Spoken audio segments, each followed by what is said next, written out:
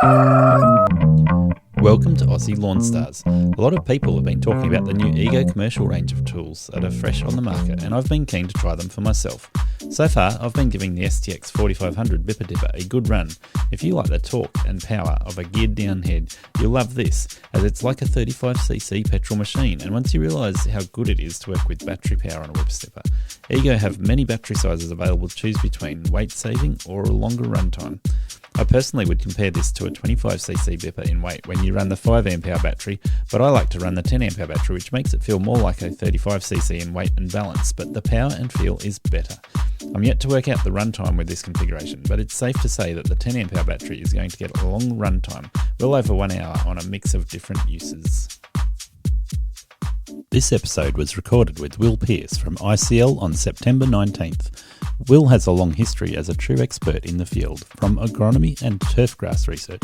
Previously working for STRI, Will has a lot of experience and wisdom to share with us. I ask him about a couple of my own jobs, and we talk about getting customers set up on programs that improve their lawns and the number of services we complete. Let's go see if Will knows anything about motorbikes.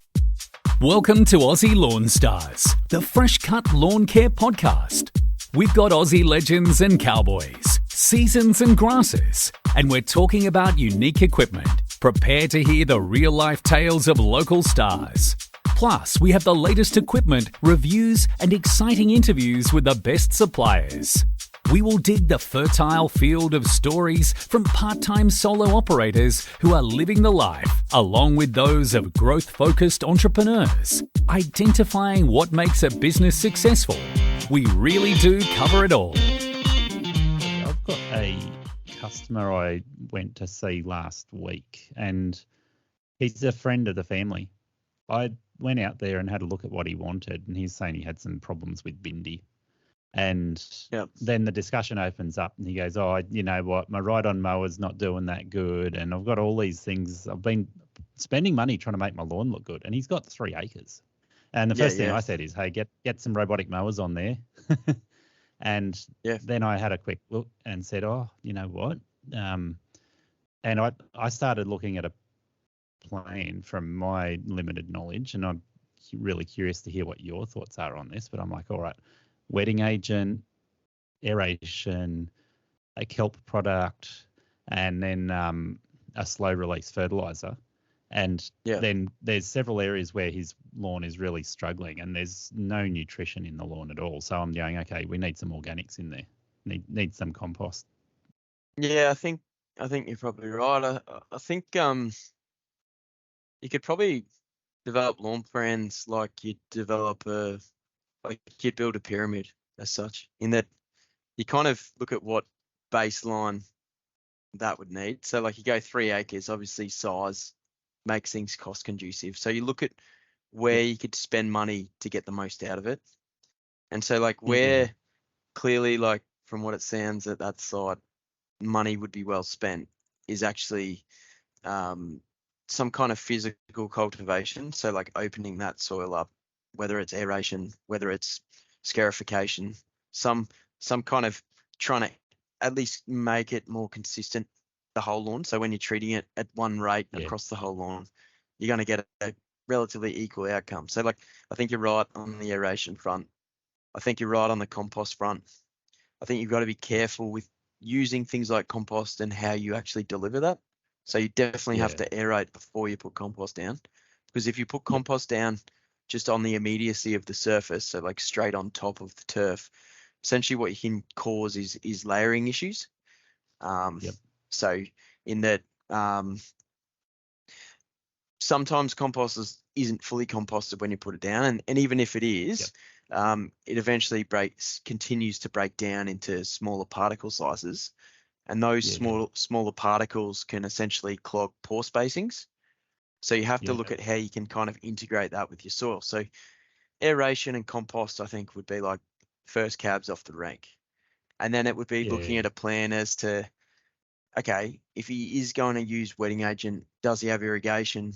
What type of wetting agent, whether it's granular, liquid, and then even what subtype of wetting agent. So whether it's something that's going to retain moisture, something that's going to be one of those kind of combination wetting agents where it kind of improves the spreadability of the water and makes it drain more effectively, because there's so many different types of wetting agents.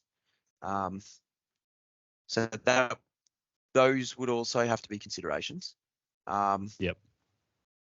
And then I think, So fertilizer is an obvious one, but then it becomes about selection of fertilizer as far as budget goes. Because you got options, right? So you can use your standard ag grade ferts, but what you'd find is you can sometimes do between 3 to 4, sometimes 5 applications of that versus 1 application of a good controlled release fertilizer. yeah. So yeah. In my area where you have problems with a lot of weeds and the turf is really struggling, what I find, and this property is a classic example, that's a lot of clay, a lot of rocks in the soil. So there's no quality soil in those areas where it's struggling. And obviously aeration of clay and rock is pretty hard to do. But yeah, you've got to do the best you can in a situation like that if you're going to get that soil structure to a place where it will serve the turf well. Yeah, I think also, like, just looking at, like you mentioned, the robot mowers early on, I think actually generating biomass in the plant, you can actually introduce organic matter over time as well. So like if you're like, say the mowing regime, my mower's not very good, so it's probably not cutting properly, so that's probably setting the plant back to some extent. But also if you're not cutting sharp and you're not like mulching, essentially, you're not returning organic matter effectively, or you're not initiating the plant to do what's called nitrogen cycling. So as you return that, and so a lot of the scientific literature points towards about a 40% reduction in requirement for nutrition if you do return your clipping back onto the surface. And then it becomes about thinking about, okay, well, what apparatus do we do to do that? You know, is it robot mowers? Because it's pretty well known that there's a few good things that robot mowers offer over, you know, your standard ride-on rotary, in that there's far less compaction, there's so much lighter. The not so much the clip rate is higher, but I think effectively over the course of time you get more clip per unit area, so like more cuts per unit area than you would in a rotary mower if you were to affect, say, a once or twice once a fortnight or once a week mowing schedule. You may find that the rotary mower will go over that position more than what you would going over it once a week. So your frequency of cut might be slightly higher. And that's why when people switch from, say, rotary mowing to, say, reel mowing, they go, oh, it's so much better. It presents such more of a neat surface. Really what it's doing is you're effectively cutting your grass more regularly. You know, like the science behind reel mowing, like you might get 100 to 140 cuts per linear meter with a standard, say, a Scott Bonner, like a 17-inch Scott Bonner. You get roughly 100 to 140 cuts based on the RPM of that engine. Most rotaries, unless you're using like really high tip speed kind of commercial, you know, turf farm rotary mowers, most of the average push mowers are getting between 20 to 40 cuts per linear meter.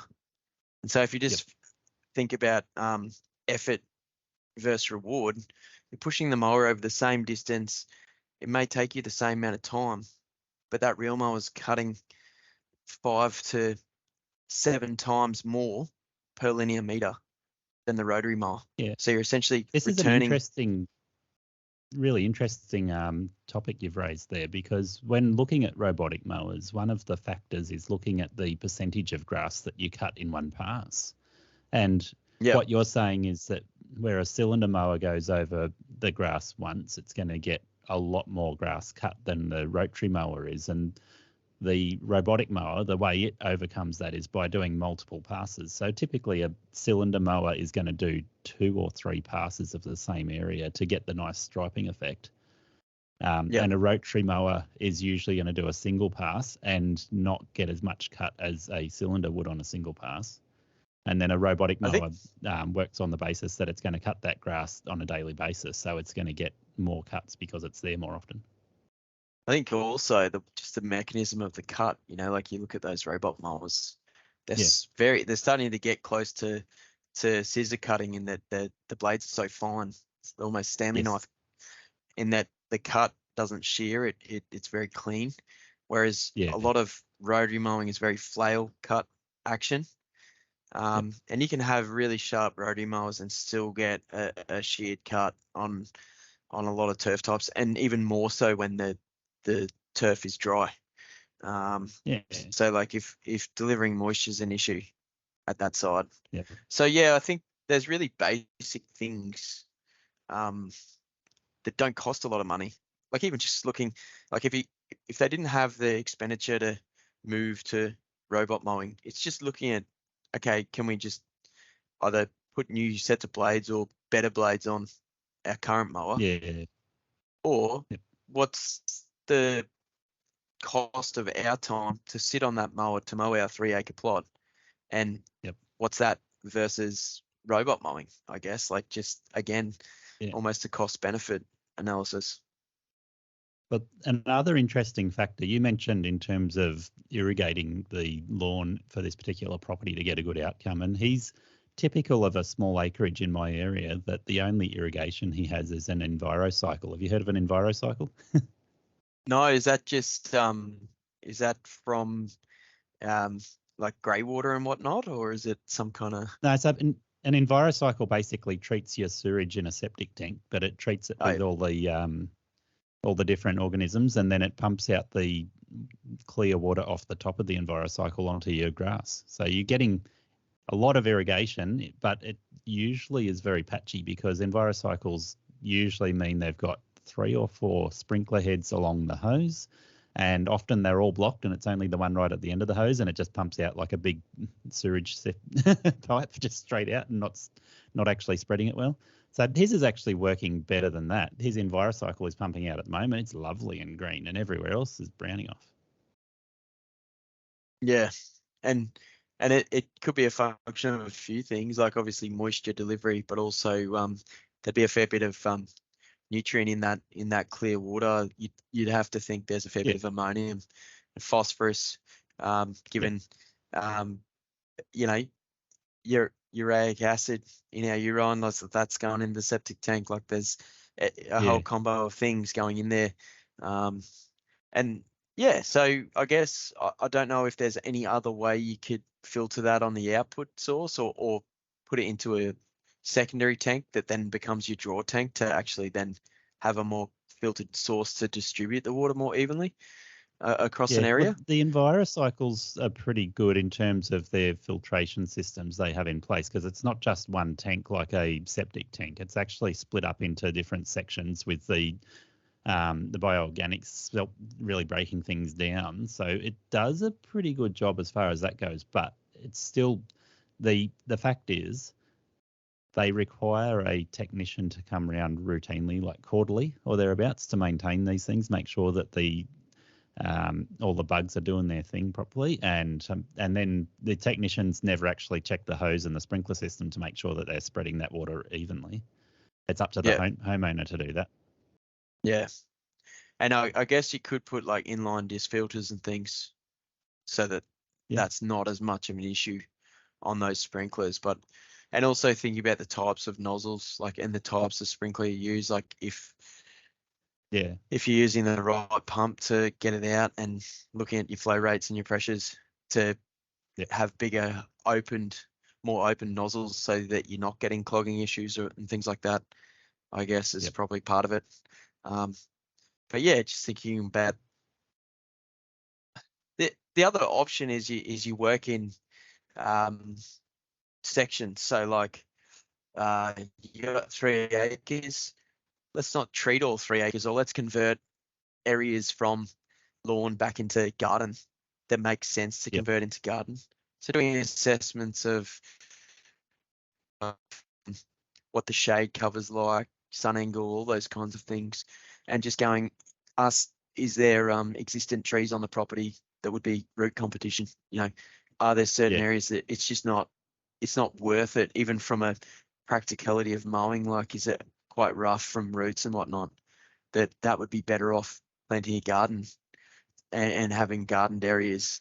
And so Yeah. actually, and it's a common practice on golf courses where they look at the playable area as an example, and Yep. they may cut the fairway to, 5 mils, 6 mils, 7 mil, whatever it may be. Leave Yeah. the rough relatively unmown to get that definition. And then once they get out of that kind of intermediate rough into the wider rough, they go, well, this is more a waste area. Let's not mow it at all, or let's Yeah. mulch it and turn it into, let's plant native grasses and just use pre-emergent herbicides and things, and not really have to maintain and mow that area. And so minimize the area that you actually have to maintain and actually apply water to.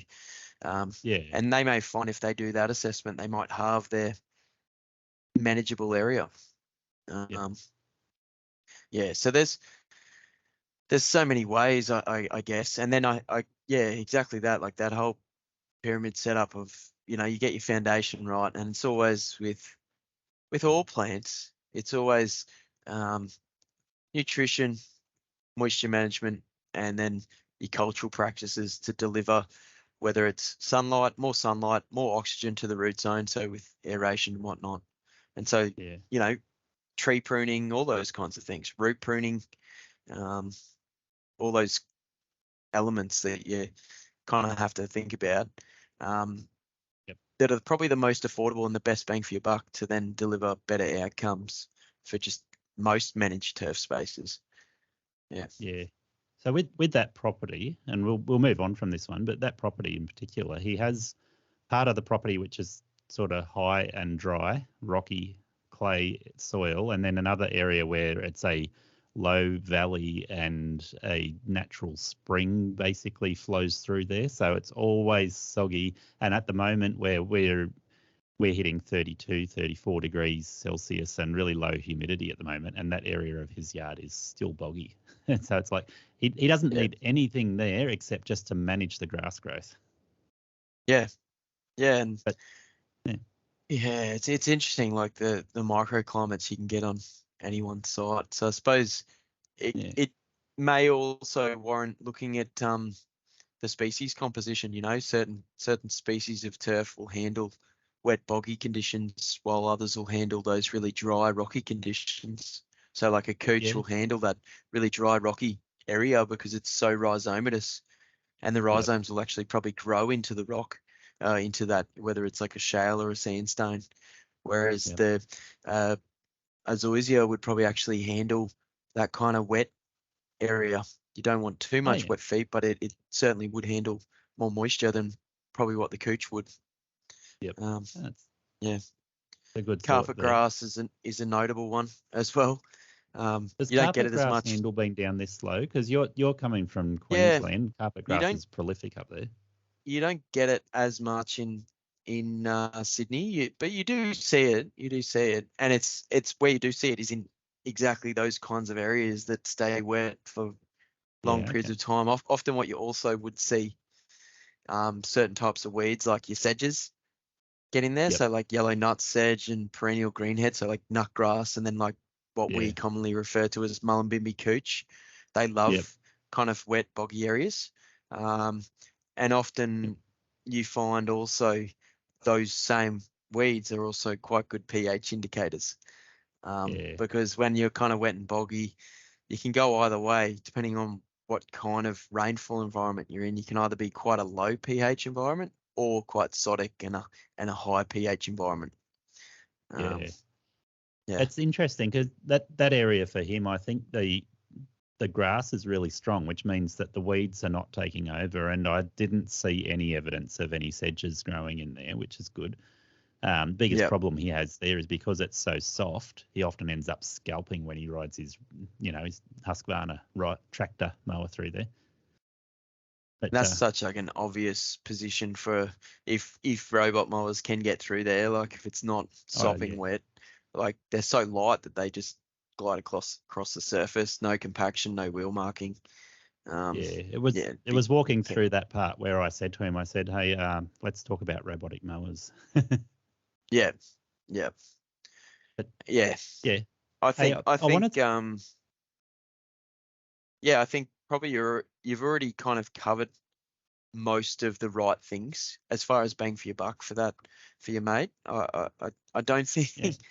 I don't think you could start suggesting much else than what you already have that's gonna really result quite well for him other than what we've already spoken about, I guess. Yeah. Well, that's good to know coming from you because in terms of my skills, I've had learnt from the ground up, whereas you're coming from the top down. Your experience and your qualifications are from the sports turf management golf courses. Is that correct? Yeah, We, bit of that. That's an aspect. My actual background is more in research. So I'm a plant and soil scientist. It's more in yeah, turf grass research. So I cover more than just sports turf. It's probably more agronomy. So I can yeah, pretty much apply a lot of different aspects, like um, like prior backgrounds. I worked for STRI, Sports Turf Research Institute. oh I'd yeah, run anywhere between 15 to 20 trials a year. And there was anything from, cultivar, so like different types of grass trials for the likes of Wimbledon, to APVMA, like the regulatory body for the federal government that brings new chemicals to the market. So I was doing that kind of registration work. So like proving whether a broadleaf herbicide was going to work on X types of weeds, but also wasn't going to kill the types of grasses that they may become registered for. yeah. So Okay. quite a wide handle on anything to do with the managed landscape, whether it's sports turf, whether it's just the landscape, like whether it's a park, a garden, whatever it is. I Yep. was doing a lot of different types of research trials that would cover a fair breadth of those kinds of areas. Yeah. Okay. Nice. I spoke to Aidan Andrews earlier this year and asked him if I could borrow a ZK61 to test and compare with other machines I've been using. For those who know my podcast, you'll know I'm comparing with commercial quality machines. The Right ZK build quality stacks up with other commercial machines in every way. I've followed Right and their entry to Australia for a few years now, especially because they have one of the longest histories in stand-on mowers, and not least because they implement unique features to improve belt life, lower centre of gravity, and a deck design that achieves more and with better results, regardless of if you use their standard blades or the legendary gator blades to mulch those clippings down real fine. Under strict instructions from Kyle and Aidan, I have sent it with the ZK through mud and on steep slopes, and through tall thick grass, thick lush couch, and a dusty, thinning, drought-ridden grass. The ZK has proven it is such a capable machine. The productivity of a 60-inch class machine with high ground speed, low downtime, and efficient maintenance make this machine one of the best options for wide areas and so manoeuvrable around tight spaces without risking damage to the turf. After a long-term trial, I am convinced I should buy this machine for my business. I want to welcome you into the dungeon officially. And, I've got my dungeon colours all set up behind me here, and people are going to be starting to get used to the idea that some of this content goes out in video format as well as audio. But let's give people a brief introduction. So you are Will Pearce, and you're associated now. We've given a bit of background, but you're associated now with ICL. Yeah. So I'm the lead for Australia, New Zealand for turf and landscape for ICL. A lot of people probably don't know who ICL is, and that's fine because I consider us a very young company in Australia. Okay. We're actually what you'd call a publicly listed company. So ICL sits on the New York and Tel Aviv Stock Exchange. So actually owned by the public through shares. We're essentially a potassium and phosphorus mining company, and with these big multinational corporations, they have lots of divisions. And I sit in the growing solutions division, and then a subdivision off there in turf and landscape. So what's really interesting about us as a business is we're probably the only one existent from a fertilizer point of view in the turf and landscape market that provide the extension, the advice, the research trials and things that we do. But it's also our products. It's almost complete vertical integration. So we'll mine the products and then we'll formulate them, turn them into technologies, and then interpret the technologies through, a lot of these products can take 8 to 10 years. So we'll interpret them through research in the lab, then in the field, and then with customers out in the market. And then also sell them to the market. So it's kind of that whole of life style of approach that we look after. So some of my listeners will recognise you from the visit you did with Luke Smith over in West Australia. You did an episode with him on his podcast, and if they do look up ICL, they will find out, like you say, that ICL is a massive business, a publicly listed company that has a lot of reach outside of our field of expertise. But we're dragging you into the dungeon today to talk specifically about small contractors that are running lawn care businesses and doing lawn care treatments, or people that are considering whether they can do more than just cut grass. And so for people like myself, you go, okay, started a business running 40 to 80, maybe 150 customers if it's residential customers, probably pick up a few commercial contracts. And once you start growing your business a little bit laterally, like myself, start doing some gardening as well as lawn care. And that's another one I wanted to bring up in a minute in terms of garden options to treat. But before we touch on that, given that you're a virgin in the dungeon, do you ride motorbikes? No, mate. Believe it or not, No. I love all things cars, and I like watching motorbike racing. I actually grew up from some kids like back in the day who rode a lot of motocross in like the Kawasaki team and whatnot. Like they were quite good motorcyclists, and so used to jump on some of those motorbikes. But I wish I could properly. It's all good. I'm glad you're a fan of motorbikes, and I always bring motorbikes up, so we had to do it and find out. But I have a interesting question for you, and I see this one come up on Lawn Mowing Contractors Australia this week. A person was asking about treating a hedge, and I believe it was a buxus hedge, but any hedge. And I've noticed on the commercial premises where I'm working at the moment, there are a number of buxus, there's morayas, there's a few different things that have been made into beautiful hedges, but a lot of them are really struggling, and it's clear that they're not getting the nutrients that they need. They're probably not getting water in New South Wales and Queensland, anywhere up the east coast at the moment. They're likely to be struggling from every aspect. So let's talk about ICL products for a minute in terms of products that you would recommend to put on a hedge specifically so that it stays green, gets green, and looks better all year round. Yeah. I think what's interesting just about ICL generally is, and a lot of people don't know this, but ICL invented controlled release fertilizer back in the late 50s.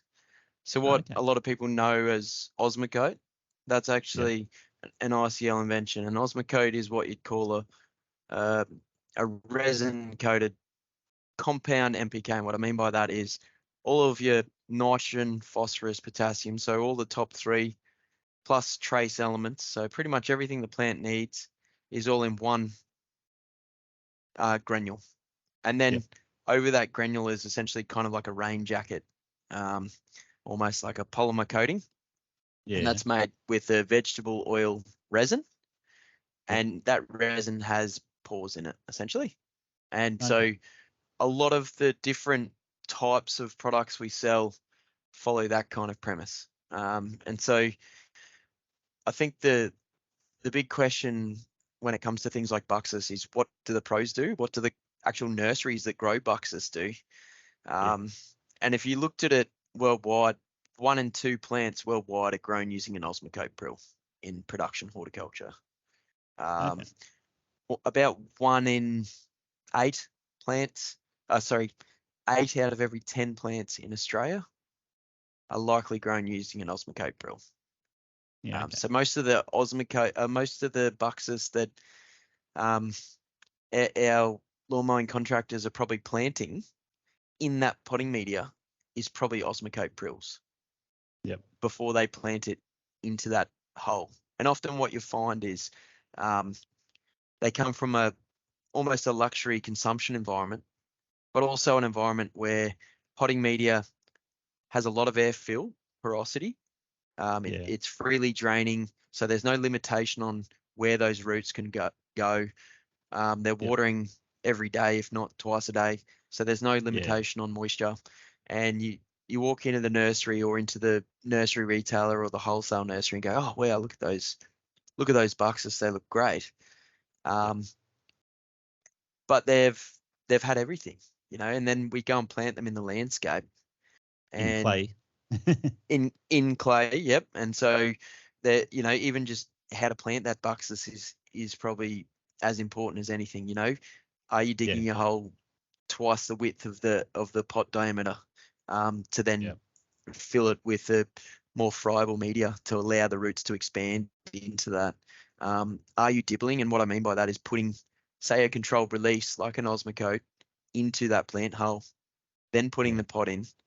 And what's important about that is placement, but also actually giving, because what you'll find is by the time you buy that plant, most of that controlled release has run out.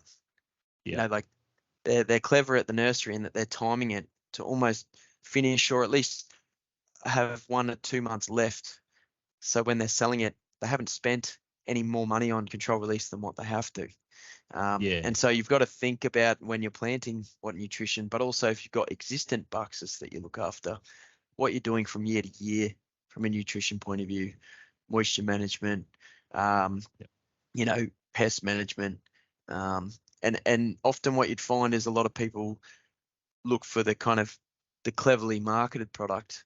But if you look at what all the professionals use and what actually does really well and is proven is generally a really good control release that goes the legs. And it means less applications, more consistent plants, more consistent hedging events, because you know kind of what your growth is like from event to event.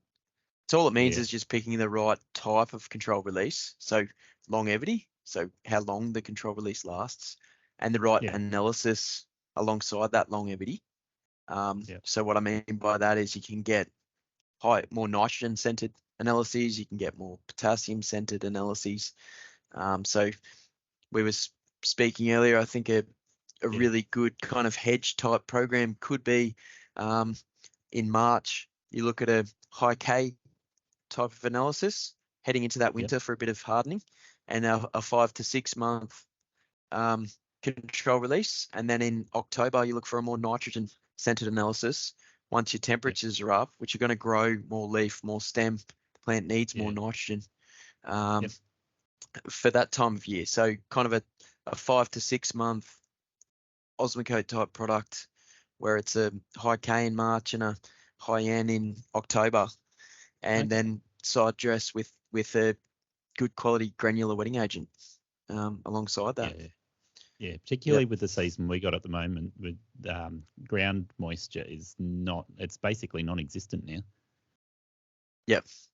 And I think that's the thing. There's a common, it can be a bit of a misconception, but people go, granular fertilizer doesn't work when your ground's dry, and you're like, no, granular fertilizer doesn't work if you don't initially water it and then just let it do its thing, because always the way it's worked, and the reason why it's called Osmocote is it's a take on osmosis. So essentially you've got the NPK in there, and then you got the outer polymer coating with pore spacings, and the thickness of that coating determines how long that fertilizer lasts. And essentially you put it down, add a bit of moisture to it, and water enters through those pores inside the prill.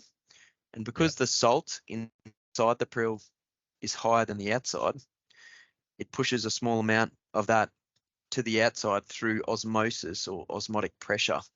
And so that coating thickness then will determine how long that process takes. Yeah. And temperature obviously drives that. So the warmer it is, the more quickly that salt exits the prill. But they're very temperature buffered. I think people think if it's really, really hot and you go and do it and the fertilizer says it's 5 to 6 months, it's going to last 3. No, you'll probably find it lasts about 5. If it's Yeah. Okay. cooler, it'll last closer to 6. Yep. Yeah. So an interesting thing with that, the application rate for a hedge, I know if we go to a competitor's product, it's probably a tablet form, and you'd go, okay, put 1 tablet on each plant. Yeah. So how would we gauge, or should we just read the product label and say, okay, this is what we would be using to calculate this for each situation? No, we have a plant out or like a fertilizer guide, Yeah. where Okay. based on the predicted root ball size or the pot size, you put so many grams of Osmocote in, because Yep. once you go a longer longevity, you actually need more fertilizer because Of course. you're growing the plant for longer. And so what Yep. you find is if you were to say we were using a 5 to 6 month product and we switch from a 5 to 6 to an 8 to 9, Yeah. on that same plant size, so say if we gauge that root ball to be about 12 inches or like a 12-inch type pot, like a 300 ml Yep. pot, and we said, okay, that's we have what's called spoon sets. So they're just Yep. sets of spoons, and they correspond to a weight of Osmocote. Yeah. And so you'd go, okay, a spoon set 3, as an example, might equal that 300 ml pot. Okay. And so you just walk along. If you know roughly all your bucks are roughly 300 ml pot diameter, then you use the spoon Yep. set 3 and sprinkle that around the base of each buxus, and irrigate it in. But if you change your Yeah. longevity, the amount you need to put on changes, because you might need Yep. to put more on to deliver the nutrition over that longer period of time. So yeah, we've got basically a cheat sheet, and we have cheat sheets that can tell you that. So Okay. yeah. And that's for planting holes. It's also for dilution. So if you were to on pot, so take a plant from that size pot and move it to a bigger pot, you now have more potting media Yeah. for the plant to grow in. So you actually need more controlled release in that potting Yeah. media as well. Yeah. So yeah, we've Yeah. got plenty of technical information surrounding that. We also have planting tablets. So you don't even have Okay. to use spoons. You can just put the tablet in, and it might be Yep. so many tablets for street trees and so many tablets for that size pot. Yeah. Yeah. Okay. So you Yep. can do either way. You can do the measured by weight, or you can use the tablet form. Yeah. Yep. Yep. And then Easy. the weight, you're not there with a set of scales. It's just a spoon. That makes it so easy. If I had a spoon set here, I could just hold it up and show you. Yeah. Yeah. That's good.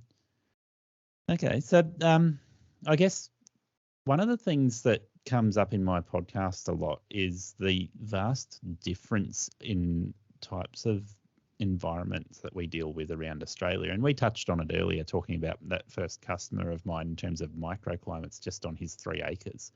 But I'm on the East Coast. I'm in the most popular area. I'm just out of the most popular area because I'm not in Sydney. But if you look around Australia, you've got East Coast, Northeast, Southeast, South Australia, West Australia, Darwin, Hobart, or it goes further south than Hobart, and the climate changes even more again. So in each of these situations, we've got unique requirements in terms of what a lawn care business would deal with. And I think the most notable thing for me is the number of cowboys that can get away with just cutting tall grass and making it short on the East Coast. So this is why on groups like LMCA, professional lawn contractors, you see it all the time. It's the post that somebody's put up from their community group. Look at this cowboy charging $25, or we'll beat any price by 10%. And literally, like, I know that's how I started my business, was just cutting grass, and didn't need to worry about irrigation, didn't need to worry about fertilizer, didn't need to worry about weed treatments until one of my customers needed that. And then it's like, oh, I better learn something here. So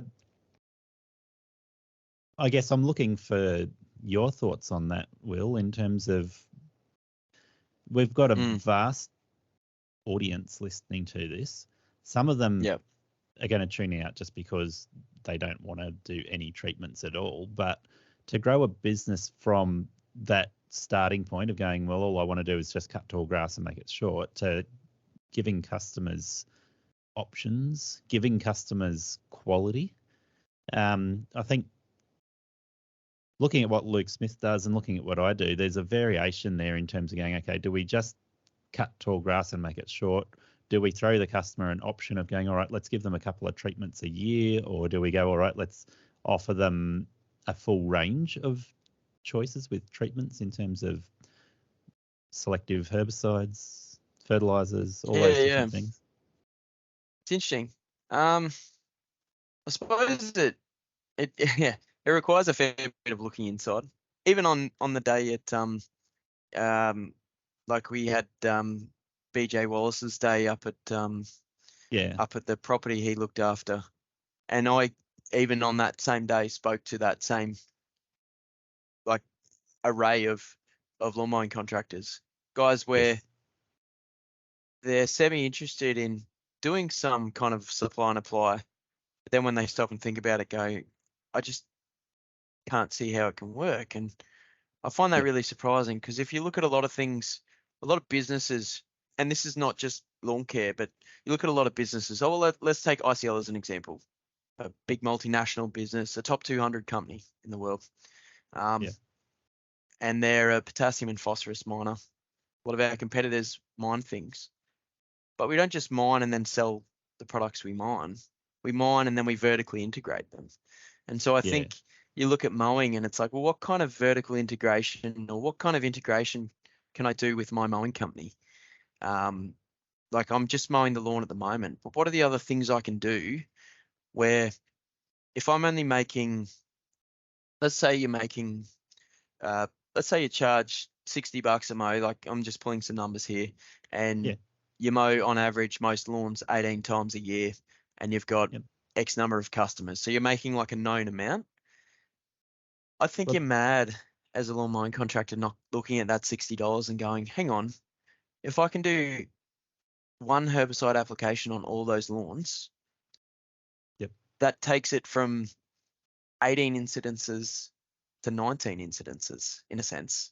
So I've just made myself, you know, if I've got 100 customers, 100 times 60, I've just made myself $6,000. You know, like, oh, there's a potential there to make myself $6,000. So it's just, it's kind of just looking at, you know, can I take what I'm already doing with my existing customer base further and not even having to look for new customers, almost upselling your existing customer base with a better suite of services. So not just, because I think in business, isn't that just risk management? If you only offer one service or one thing, there's not much protecting you, because everyone else can do that one thing as well. But listening to what you're saying there, I've had experiences in the early days with customers where I would try and get all my customers onto fortnightly cuts. So it would work out fortnightly from this time of year, mid-September, early October, through till the end of April. And it, like you say, it'd be around that 18 to 20 cuts a year for those customers. But the customers where the lawns are not great, they'd often say, oh, you know what, come back next week, or let's leave it because it hasn't grown. And to be fair, it's really hard push to say, no, I'm not going to do that. I need to do it fortnightly or go away. So often you end up with customers that are, instead of 18 or 20 cuts a year, they're down to 11 cuts a year. I know I've had some that are as low as 5 or 6 cuts a year. And I know I'm going to get cast shade just for admitting that. But at the end of the day, what you're saying is not just that you're going to get an extra service on those properties from doing an application, but then those customers might go from 11 or 12 cuts a year up to that 18 or 20 cuts a year. Yeah, and that's it. It's like, I think we've heard on so many podcasts, you hear even the guys in the States, like, it's like, it probably comes down to also profiling your customers. And you just said it yourself, you might have 3 types of customer, ones that are not many cuts per year, or you're basically doing a whole yard cleanup in 5 visits across the year almost. And then you've got those kind of customers that you really want to get them to where you consider them your primary or your A kind of customers are. And people probably don't like the word, but we call that profiling. So like you actually have an A customer, and that's what your desired customer is. Like that's, they're the customer that you want to deliver your services for because they're good customers. They pay on time. They are the 20 cuts a year. They do want extra services, or you could potentially upsell them for extra services. And then your B customers might be your 9 to 12 cuts, where you could potentially see that if you were to try and do a little bit more or improve the quality a little bit, they may actually go, hey, you know what? I want you to mow fortnightly for me. I want you to do this and this. And you'd be surprised. I think that's the thing. If you keep delivering it at that level and you don't show them that you can deliver it up here, then you'll never be able to get them from there to there. Whereas if you're delivering at this level for that customer and you go, hey, I actually have about 50 of my other customers doing this, and it's actually only going to cost you about this much across a whole year to get you from this to this. A lot of customers, when faced with that decision, go, yeah, like it's surprising. They often are more inclined to say yes if you've got something tangible to show them where you can take them. I've often said in my podcast exactly that, not talking specifically about applications like this, but talking specifically about building quality customers and giving them 3 options. If you give them 3 options and you say, okay, if you want to be my worst customer, the bare minimum is going to be fortnightly cuts for 20 cuts a year. And if you want to be my best customer, we're going to look at some treatments and applications that are going to make your lawn the envy of the neighborhood. Then customers don't usually want to be the worst. I think they want to that's be the thing. in the middle. What's really interesting, and if you asked anyone this, how are you feeling today? Most Aussies would go, I'm a 6 or a 7 out of 10, which means there's probably room for 4 to 3 points of improvement. And if you ask them the same question about what you're doing to their lawn, and even the A customers, what do you think of what your lawn looks like for the service? They may say, like a lot of them might say it's outstanding, but some of them might say, it's probably about a 7 out of 10, which actually says to you, but also tells you that there's actually room for growth there. And I think that's an interesting question that you can ask anyone, just in business or wherever, I love the saying, if you don't ask, the answer is no. Yeah. There's no harm in asking. Well, the first question is, are you happy with what I'm doing, and how would you rate it out of 10? And if they say, yeah, I'm kind of happy, but it's probably about a 6, and you go, well, I can get you to a 8, between an 8 and a 10, and here's how I can do it. And they may say, you know what? Yeah. Because normally if they're saying mediocre numbers or middle of the run numbers, then in their mind they want improvement as well. Exactly. And you put the question out there and you give them the opportunity to ask for more, and then you deliver it. Yeah. But I think it's also almost trying to steer and measure that conversation. So having a bit of a story to tell through that conversation process. So and this discussion is probably reliant on the listeners sitting there and actually thinking about their business and thinking about how they could profile their customers, and then thinking about, okay, here's how I could profile them, and then here's how I could have conversations with a C and a B and my A's, and try and formulate something to grow my business.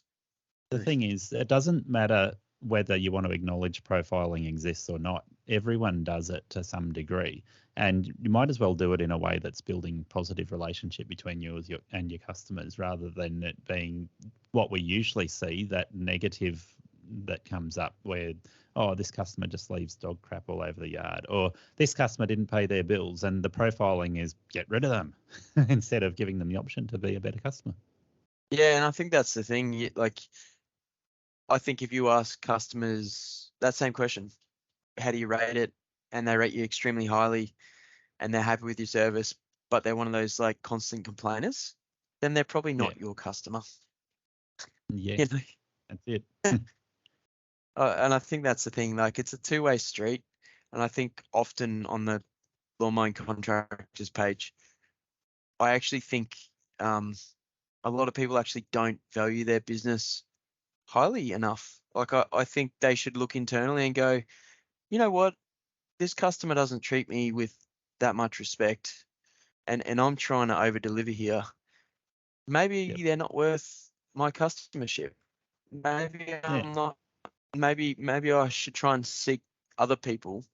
And whether that's through avenues like your existing customer base, because often what you'll find is the good recommendations come from good customers. Yeah, that's it. Hey, I noticed it came up just a second ago and said it's going to have 5 minutes left on the recording. That's just the meeting time I set. I'll just check. I think Okay, so it's that's not going to stopped. affect us. And I'll see if no, it's still going. Yeah, okay, it's all good. Yeah. So Yep. while we're doing this, we'll cut this bit out, of course, but is there any particular direction you want to take this from here? No, I think I think probably what we could do is shout out a bit of a list of rough topics we could do over the coming weeks, if you want to. For sure. Like you know, maybe it could be one on profiling customers and writing a suite of programs for those profiles.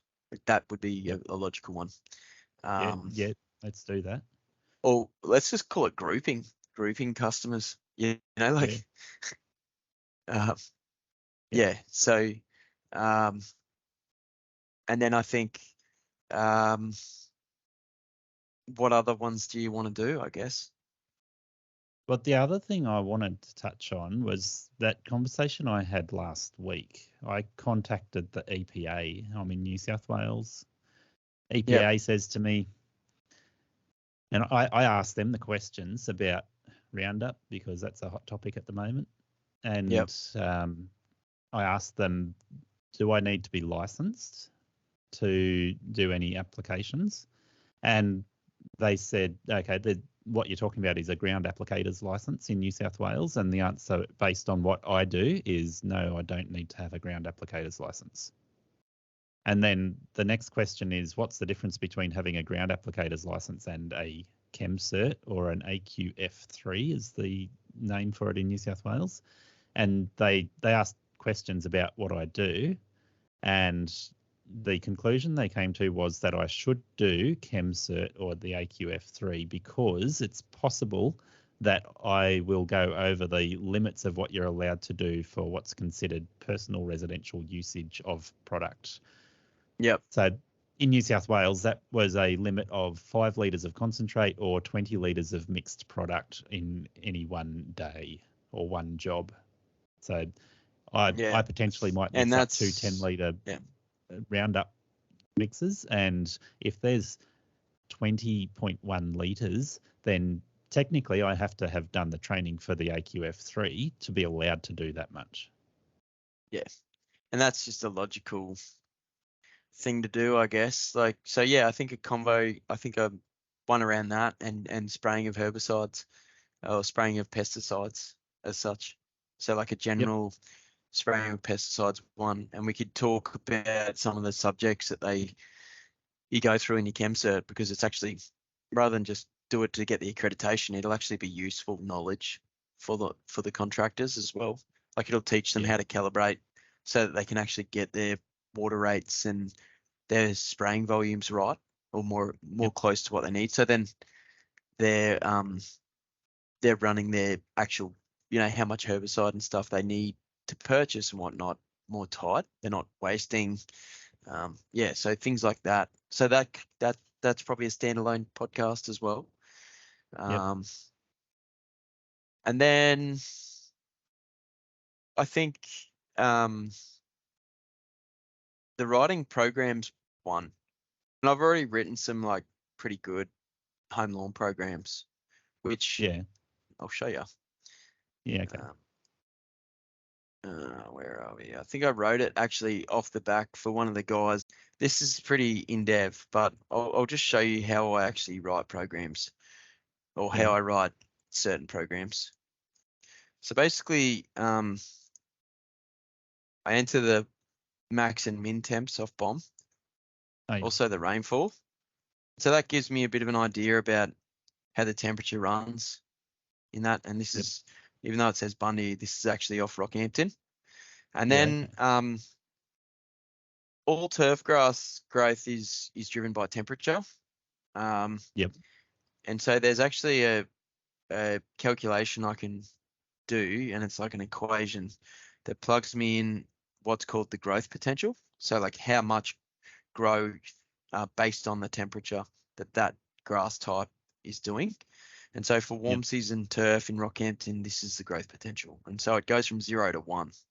1 being 100% growth, 0 being 0% growth. And obviously you see these decimals. I'll zoom in for Yep. you.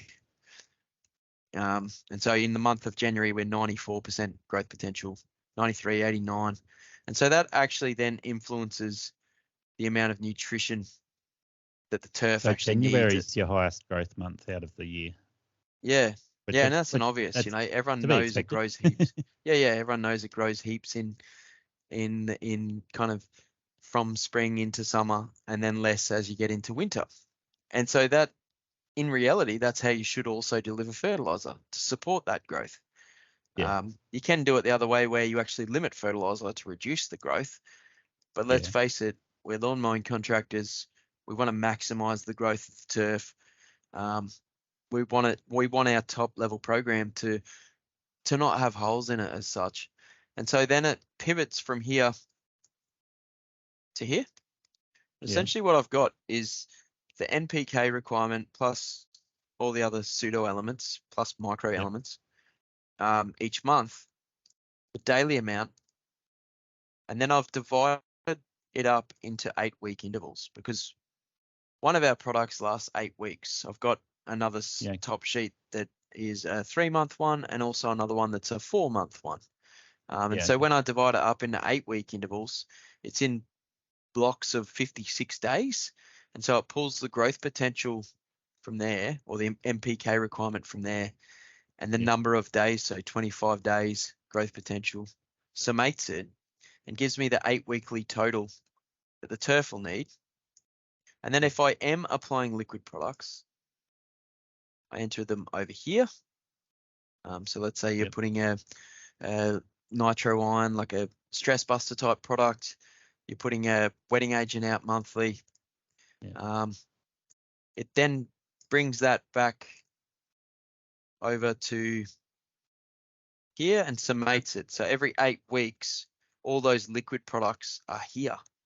And then it Okay. subtracts that off your 8-weekly requirement and leaves an amount that we need to put on with granular fertilizer. Okay.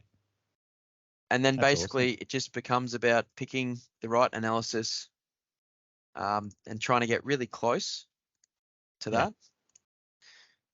So And even obviously, I, further, I can't steal this and make it work in Currumbong because Rockhampton and Currumbong are not the same climate. but I can make that work in Currumbong for you. So I could Yeah. preemptively before we do that podcast, I could enter Currumbong's BOM data. Yep. This spreadsheet, basically the only thing you change, or there's 2 things you change. Here's your BOM data, and then Yeah. here's the kilograms of elemental N.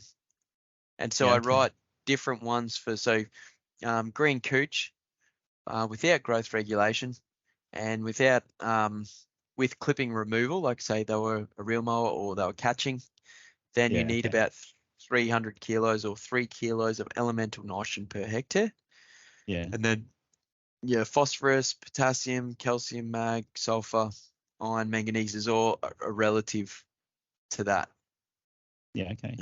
essentially. And then it becomes about how to apportion that across the year. And so then I take it from here. So I enter all the amounts into the final program. And I'll show you that. And this is how then we know we're putting the right fertilizer at the right rate at the right time. And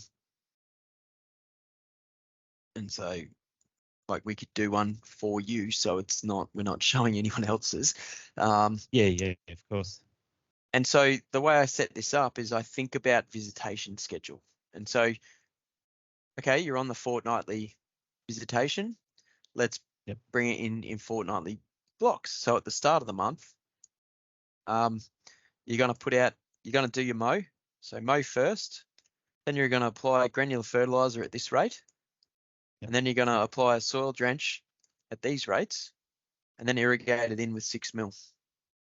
And then in the third week of the month, you're going to put this out. So in the other fortnight, and so on and so forth, just through those months, under that fortnightly visitation schedule. It's all costed out down here. We don't have to show the costings part, but we can show the amount you need.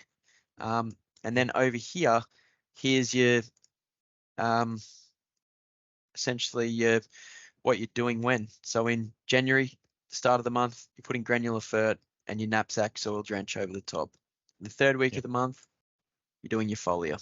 In Feb, no granular fert, soil drench. And so you can actually then cost up for the average size lawn, or you can do it per meter squared. We know how many apps there are of each of those.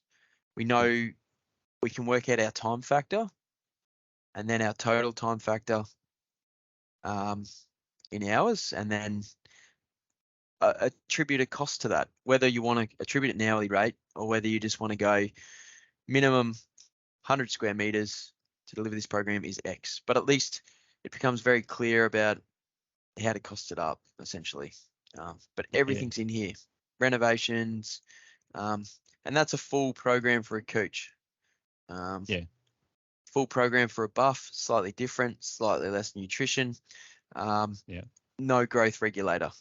And then just think it's not that needed. And I actually think buff the rates you need to go are far higher, so it actually costs more, but it can also go a bit funny on growth regulator in that it can become quite coarse rather than quite upright with its leaf. But it's got everything in here. It's 3 apps of bow and arrow, very similar schedule. Here's all the products you need. It's got pre-emergent herbicides. It's got insecticides. It's got 2 different preems. It's got growth regs in there, but it's not in this program. It's got miticides. They're not in this program as buff doesn't really get it. Here's your application schedule again. Time factors, hourly rates, also a cost for the products. You can cost up the hourly rate, so you could pretty much go to a customer, cost up their square meterage and go, look, I can deliver a whole program for this, and this is what it's going to deliver you. Also got a lawn laying pre-treatment if you do turf laying, and it's actually not that much more of an extra cost in that you're putting out a starter fert with Pro Turf, with a granular wetting agent, and then actually over the top, once your turf's laid, is you're hosing on a wetting agent as well to wet up the actual existent turf, because some of that can come from silty alluvial river soil that can be quite hydrophobic, and you hose on that with a water soluble seaweed. So it's like basically tells you what to do. Apply these products once your soil and levels are ready for turf. Lay and roll turf, follow up with hose on. It's all costed up per 100, and then it's costed up per 200. So like per 200 square meters, it's it's not even 50 cents a square meter extra to deliver a much better outcome in post-harvest care. And then I've got this sheet, which is an irrigation requirement sheet, and this is more for, I can pull the bomb data on the monthly evapotrans, and then I look at the daily evapotrans and then the weekly evapotrans, and then we know how much warm season needs based on that weekly evapotransport. Yep. And we know that MP rotators, as an example, put 10 mil an hour on. And so it's just a conversion from, okay, if you need 15.8 millimeters, that's this much run time. And then you can actually, a lot of the new controllers have a season adjust. And so once you know all your monthly millimeter requirements here and your MP rotator run times, it's just a ratio. So you go to your hottest, driest month, which in Rockhampton, it's January. We need to put 94.8 millimeters on, and that's your 100% season adjust. And everything is just a season adjust off that, which means we only need to set our sprinkler system once. Yeah, makes it easier, doesn't it? Yeah, so we could do a one on watering, like how to do a catch can, you know, how to work out how many sprinklers and things you could put out, or even how to do a basic catch can with a hand shift sprinkler. You know, some of those are quite useful, I find. I'll stop sharing screen. I think with a lot of people listening to this, you're going to get that situation where irrigation systems are not installed and the customer doesn't want them installed. So then, do you give those customers the option of going, well, you can work with this nutrition program, but you're going to need to use a hand moved sprinkler, and these are the frequencies which you're going to need to use it if you want to get good results. Yeah, I think that's also thinking about application schedules. So like those were more intensive programs. They were definitely probably A+ type customer programs. And those kinds of, you could have A customers with irrigation, A customers without it, where it's all granular. And it's only applied in that kind of season. So you might do a 3 monthly type fertilizer with a granular wetting agent in that season when you know rain is coming. You know, like, so if you know there's a week where rain is on the way, then you schedule all your applications for that week. You might turn up and do your mowing in that, but that week is also the week that you're doing all your granular fertilization and whatnot. And you can almost, irrespective of where you are, even in a dry year, you're still going to get some kind of rain within that month or within that season. And that is kind of when you're going to pin out and put out all your stuff, essentially. And it's just around key rain events. Yeah, okay.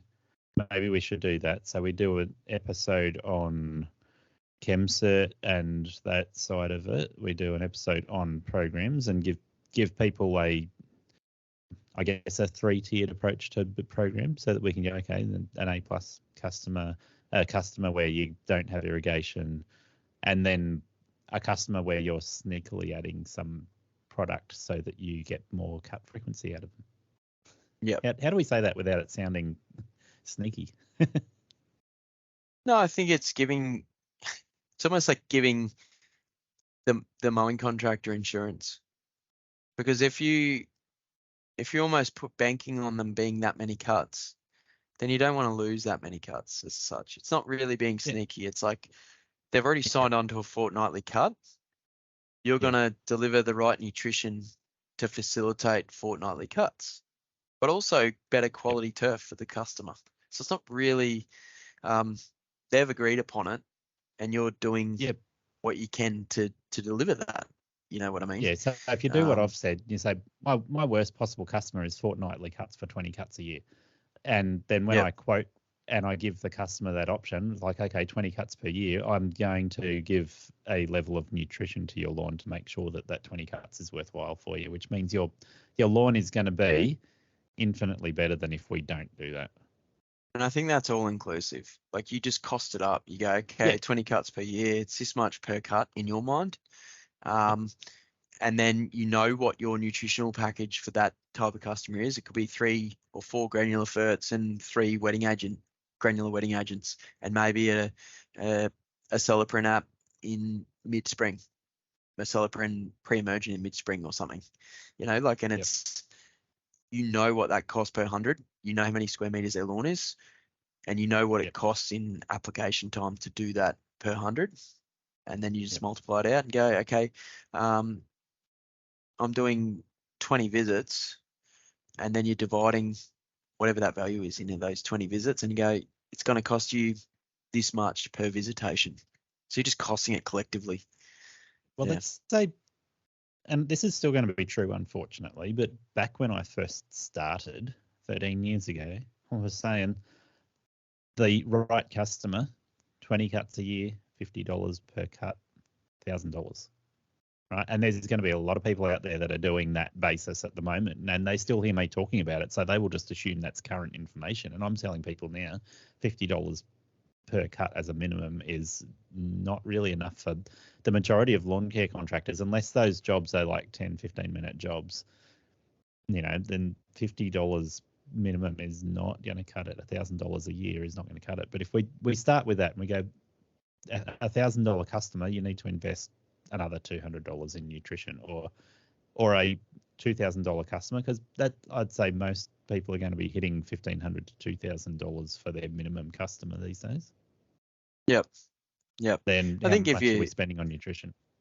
If you looked at it, like those programs are very intensive. I think that was everything. That's really good quality turf. That's like golf tee quality turf.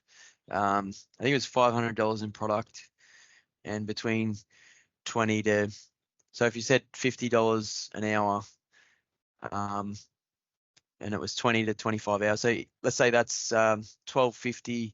So yeah, you're probably between $1,500 to $1,750 for everything. That's high level. That's for 200 square meters, which is block sizes are so much smaller than that. So like you might say between $700 to $1,200, depending on what extent you might be, on top of the $1,000. So it might potentially double your income for that customer. If we go for the worst customer, what would you put on them? So we're not trying to get them to golf tee level lawn. We're just going, okay, we want this worst customer to be 20 cuts a year every year.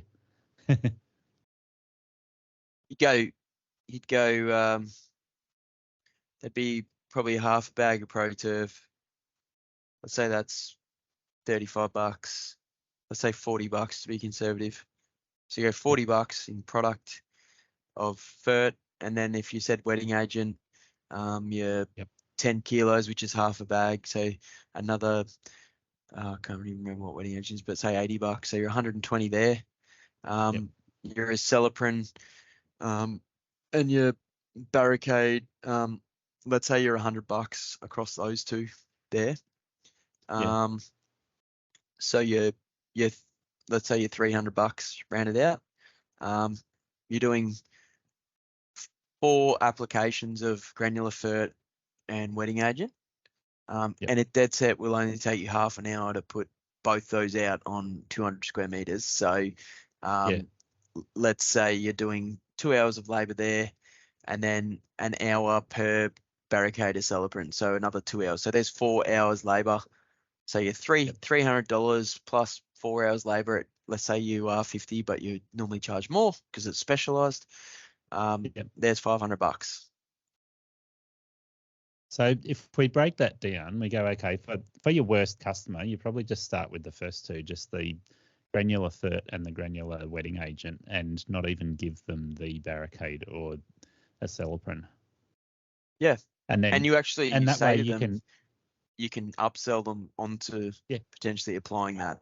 But yeah, if you started on that, you can give them a guarantee that's removed and say, we're not guaranteeing your lawn because you're not protecting yourself against lawn grubs and black beetles and you're not using a pre-emergent. So we're doing something to get your lawn better.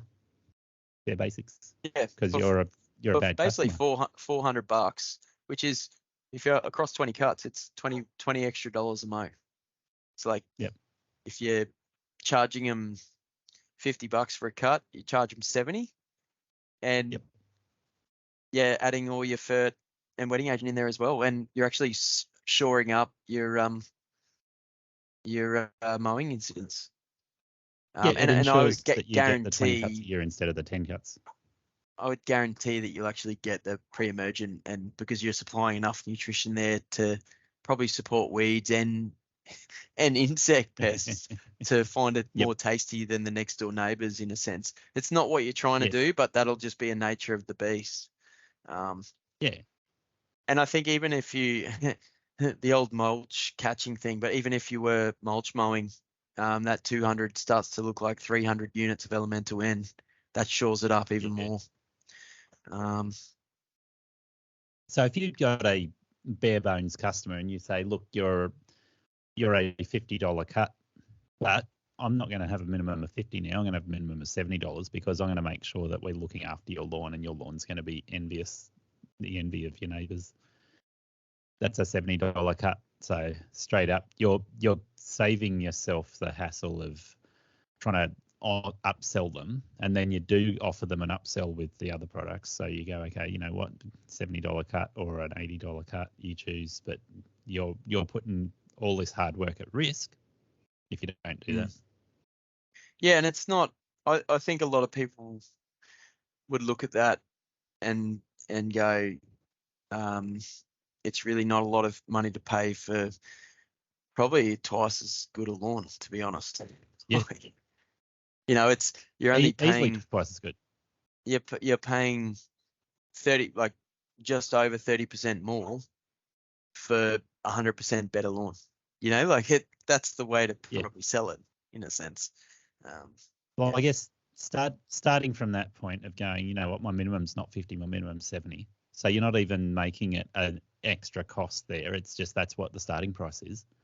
And then after that, you go, okay, we can upsell you so that we protect you from insecticides and I think herbicides. That's also how you get the upsells onto potentially putting out like what I'd consider like party pack types of products, or products that take it even further. Like you could put out a soil drench if they wanted to in the really key warm months where it's going to be dry in the coming years. You could put out like a stress buster type product when you know that they might have a party on in 2 weeks and they want the lawn looking at its maximum, and that's when you could upsell them onto that application. You know. Yep. Christmas time, and that's really like it perfect. Yeah, and that could be the thing. You just do upsell one application of stress buster in the 10 days before Christmas, or like in that kind of week before Christmas, and it's just scheduled on all your A customers, and you've upsold all of them on it. You've just made yourself, an extra Christmas bonus, basically. And they probably wouldn't go for it if you weren't doing the $70 package, because you've got their lawn from here to here now, and they want to take it even further. It almost creates, it creates more desire, I would say. Yeah. It's interesting, just the whole pricing structure thing. Like I don't do lawn mowing contracting, obviously, but someone who I think has been on the page, I don't know if they still are a lawn mowing contractor, used to look after the house across the street. But they used to often come over to me and ask me questions about my lawn, because it's very obvious that I do something to do with lawns. And I think they stopped calling because they were like they were a 12 cuts a year type customer. Yep. And it shows. It's at the moment, it would look to me like you would be mowing dust. Yep. And they asked me if I could do it one day, and I looked at it and said, look, this will probably take me about an hour and a half. And then I said, annoyance factor, no, $150, Yep. And they almost choked. And I was like, that's cool. Like I'm not gonna, there's tons of other people out there, you can get them. They'll have more kit than what I ever would. And then they said, yeah, okay. And I spent time on it. So they would normally stand on rotary mower quite high, and I actually edged it all properly, cut it all Yeah. down, but didn't scalp the heck out of it. I just cut it down properly, probably double Yeah. cut it, bagged everything, cleaned it right up. And they said, "Oh wow, this looks like an actual managed park now. Our lawns never looked like this." And I just thought, Yeah. and then they wanted to continue paying me $150 once a month. And I thought, gee, ain't that the No. truth? Like it's not actually that hard to just get that one chance to do what you could deliver or deliver on the job and deliver well. Yeah. And then they actually perceive it to be worth that, because And they were this almost is when you questioning say once a month is not enough to yeah, maintain your lawn. It needs to be yeah. twice a week. And admittedly, like I don't even have the time to do once a month, so I'm not doing it anymore. But like they wanted me to Yeah. keep doing it. I said, "Oh, look, I was just pulling a favor. I'm happy to not do it. You're probably better off finding someone that can actually commit and do it because I'm just Yep. too busy with work, basically." Yeah. But yeah, that was definitely what struck me was I don't think people are pushing the boundary there. And well, one, Yep. trying to deliver a really good result, and then two, using that using the result to go, well, hang on, if this is the best your lawns look, then why aren't we doing this fortnightly? And Yeah. it's probably going to end up costing you roughly the same, but look That's even it. better, Um, Yeah. yeah, which I found it interesting. Like that would be roughly a 70 to $100 a cut type lawn if you weren't leaving it so long between mows with the third package. Yeah. I talked to Tom Benson. I just did his episode. It came out yesterday. Yep. And talking about the expectations of customers and those sorts of things as well. And it's amazing how much customers want to pay as little as possible. But Tom talked about because Tom's a dealer in Newcastle. He talked about one of his contractor customers as a dealer. He said this contractor offers people a subscription model, which, in LMCA, that's like a dirty word. You get shot down if you dare to suggest that you put your customers on a subscription basis. But Tom said this guy gets really good success by saying, I'm going to bill you weekly, and it's going to be a fairly small amount because I'm billing you weekly every week of the year. Yep. And so that way, sometimes they actually get weekly cuts when the grass is growing fast, but when they don't need weekly cuts, they're still paying weekly. Yep. So if you do that and you go, it's 52 payments a year instead of 20 payments a year, the customer's more likely to be able to afford those payments, and the customer's probably living from week to week anyway, so they're more likely to make the payments because when they get paid. Yep.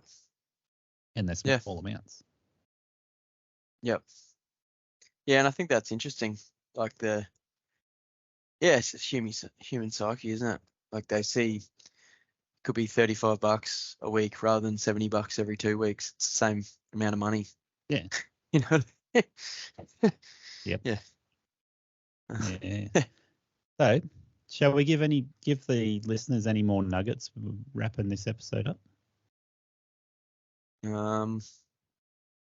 Yeah. What do you want to? I think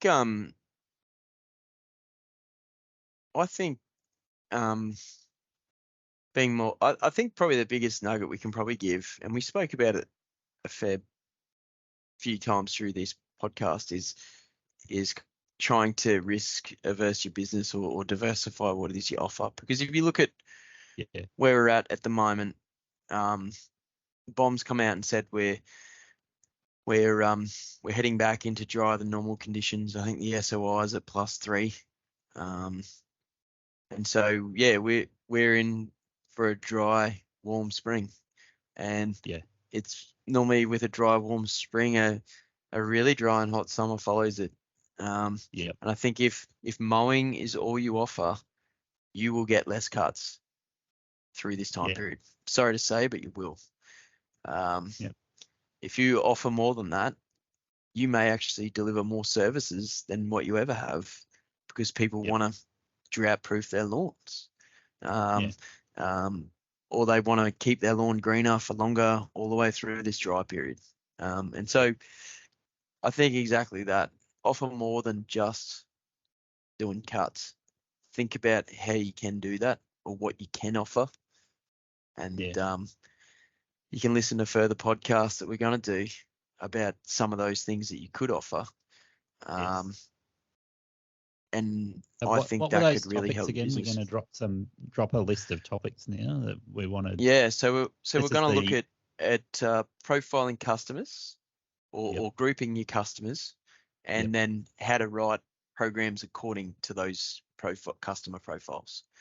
Yep. Other topic we were going to look at doing.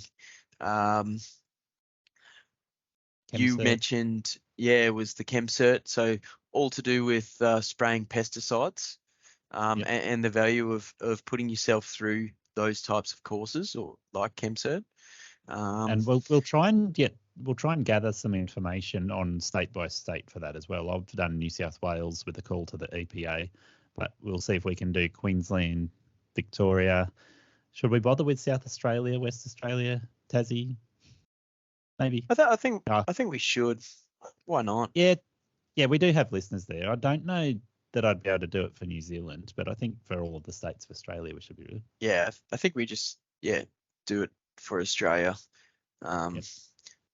And then I think we were just going to do a high level one on technologies. So how to use some of the technologies around to facilitate your business, whether it's products, whether it's things like robotic mowers. I think a technology and innovation themed podcast. And then I think lastly, just generally ways to improve your business. Yep. Yep, that sounds like a good list. Hopefully the fly in the ointment will get people coming back because they want to know what's going on in those episodes. I think also, what you'll hear from your listeners is feedback. And if there's any areas that we start to see that they may need help, we might be able to tailor either like some of those podcasts or do a standalone one on some of the themes that we're hearing feedback on that we know we could help with. Look, I think the two issues I raised at the start of this podcast will get a lot of people thinking, get their minds thinking about what issues they're dealing with. Going to that quote I did for the customer with a full lawn service renovation treatment option, and then talking also about the hedges that I look after and what treatments are going to make those hedges stay green instead of going yellow, brown, and everything else. I think people will start questioning, okay, I've got a situation where I've got an issue like that, or it's not the same as that, and I wonder what Will would say. Yeah. Will. So many options as well. I think that's the thing is, there's no like right or wrong, but there's always a better way of doing something, I guess. Yeah. And I think a lot of things I see in horticulture, in turf management, in kind of the wider landscape, there's so much to be learnt, and I think never stop learning, I guess, is the thing. We're out there every day looking at commercial customers, looking at nurseries, looking at whatever, and your customers are who you learn from, and then you learn as much about your products, and you take on as much knowledge about those products from your customer base. And I think that's the interesting thing. I think a lot of what we know from the likes of our control release fertilizers, a lot of the learnings and progressive advice, so like the improvement of how we advise with those, is learnt from the actual in the field with the customers. So we learn more and more about our products, and I think that's probably something that would be awesome to hear from the listeners, is if there are things that they do that they get good results with, or things that they do that they that yield well with customers as well, that we could bring forward to the podcast. Yep. Well, certainly learning is scalable in that regard. And I look back over my business when I first started just cutting grass, and then I had a customer complain that they had armyworms attack their lawn. I was like, all right, I've got some learning I need to do. How do I deal with this straight away? And obviously that's a timely issue to deal with. Yeah, big time. Yeah. But look, I appreciate your time this afternoon, Will. I know it's getting to that end of the day where family needs are more important, more pressing. So appreciate this. Yep. I'll let you get on with your evening, and I look forward to putting this episode out for everyone to listen to. Thank you for listening to Aussie Lawn Stars. Please remember to rate and review the show on the Apple Podcasts app or the player you use. Exciting new shows are released every Monday. Make sure you follow or subscribe to hear the next episode.